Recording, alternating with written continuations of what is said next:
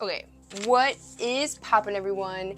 In today's video, I'm going to be discussing social anxiety and how you can overcome and surmount these feelings if you're struggling with social anxiety in your own life. I know I've certainly struggled with social anxiety in my life, and especially after moving to Costa Rica about 10, 11 months ago, there's been so many times, countless times, where I have just been so embarrassed and I didn't want to present and I didn't want to talk and I didn't want to go up to these group of students, and so embarrassing. And I know I've said something that was totally incorrect in Spanish, and it's like culpe, punch, punch to my confidence, to the person I feel like I was showing up for. So this video is ultimately to provide some tips and to hopefully help someone that is also struggling with social anxiety, because I feel like it's super common and a lot of people struggle. So I'm here for you and I feel you and I've been there, done that. So hopefully we can relate and I can provide some tips and helpful tips and tricks for you to apply to your own life. So first things first, with social anxiety in general, I feel like it goes hand in hand with confidence, in the fact that whatever you resist persists. And I feel like if you keep on resisting, talking to this group of people, doing this presentation, going on this trip, whatever the scenario may be, I think if you resist that feeling and just shove it under the rug and just keep on pushing it down and down, and you don't sit with that emotion and feel that emotion, let it pass, it's going to create this huge mountain, this obstacle in your mind that it places limitations and boundaries of whatever goal you're trying to accomplish. And going back to my point where when I said it relates to confidence, is because I think if you were able to show up in your life and realize the value that you're here to provide, and whatever situation you may be going through, let's just say you're trying to create a friendship with this group that is at your high school, for example, and you really want to become friends with them, but you have social anxiety to do so. I think if you have the confidence to know the value that you're providing and to know that you're an amazing person with good values and you're going to lift them up, I think that really alleviates the feeling of social anxiety, because you're an amazing person and you know that it would be a loss. They would just have a loss if they didn't have you in your life or have you in their life. Another point I wanted to mention is you don't necessarily have to identify with any emotion that you don't want to.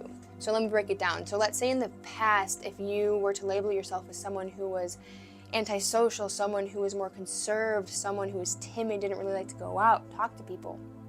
Just because you were like that in the past does not mean you have to show up in the present moment nor in the future with that characteristic trait. So for example, the present moment is all you have and all you ever will have. And I think if you can show up in, let's say, a social situation arises where it provokes these feelings of social anxiety, I think if you can be where your feet are, get out of your head and almost count down, be like 3, 2, 1, and just go for it and just do it. The thing that you're super scared to do, afterwards you're going to feel so fulfilled and so proud of yourself. And I feel like by doing these things and by putting yourself in these situations that in the past provoked these feelings of social anxiety, you're going to develop confidence within yourself to be like, I know how to handle these situations, and I know I'm the person that I'm becoming more extroverted, and I'm becoming a person who likes to talk and likes to go out. And I'm not saying that being introverted is a bad thing at all, but I'm saying that humans need social interaction. Humans need this interaction between others, and you need to present. And I feel like when you are extroverted to an extent, you can more easily make these connections, or if you're not scared to put yourself out there and show the world the value that you're here to provide. I feel like every single person has something so innately special about themselves that you need to share to the world. So that's an important thing to note. Another thing is, I feel like a lot of the times people have these or develop these what if scenarios in their mind. And they're like, I don't want to do this because what if it's just the worst day ever? And what if they reject me? And what if they laugh at me? And what if I'm criticized? And what if just all these negative scenarios? But also you could take these what if scenarios, so and you can also create a positive spin on these what if scenarios as well, to think, oh, well, what if it's an amazing experience, and what if I go on this trip and I meet so many amazing people and I make so many amazing memories, and what if I do the presentation and it's the best presentation of my life, and I am able to network and I'm able to, put myself out there and get out of my comfort zone. I feel like you can create the same scenario in your mind. Your mind is so powerful. It's so powerful. And I think whatever intention you put behind the action that you're aiming to do is what is going to manifest into reality.